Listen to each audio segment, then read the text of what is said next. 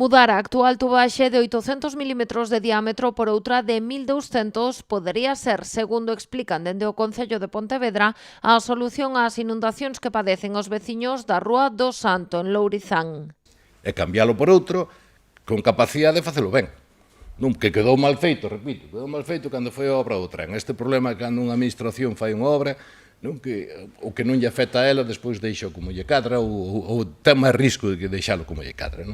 O Concello levaría adiante esta obra que suporía un custo aproximado duns 200.000 euros. A actuación, polo tanto, asumible, pero que se atopa cunha pedra no camiño. É necesario o permiso de Adif, que nesta zona ten proxectada unha intervención para suprimir os pasos a nivel dos Praceres, que se substituirían con 2 túneles debaixo da vía do tren. O proxecto adxudicouse hai 3 anos, pero non parece que vai a executarse, precisamente polo risco de inundacións. Dúas obras que se pega, unha que está axudicada, como sabedes, ese paso está axudicado, posiblemente non se faga, ou se faga, pero está axudicado, cuando nós non nos podemos meter nese ámbito. Afortunadamente, o problema ten unha solución, polo menos polo que as contas que nos dan, relativamente fácil. Habría que pedirlle permiso á Xunta, pero, bueno, non creo que houbera especial problema pola estrada de arriba, e vamos a intentar falar con Adif, a ver que previsións ten.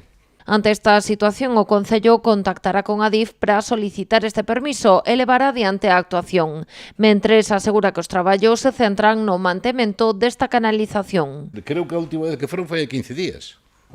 Sí que hai, nós o que estamos facendo o sostenimento, o sea, van, abren, miran que se encheu a arqueta, vacíana, pero unha riada gorda trae a tira de restos e se cadra ás 2 horas xa está outra vez atascado e cando ven unha riada non podes estar vaciando, o sea, sí que está facendo, que é o que estamos facendo, porque mentras tanto non podemos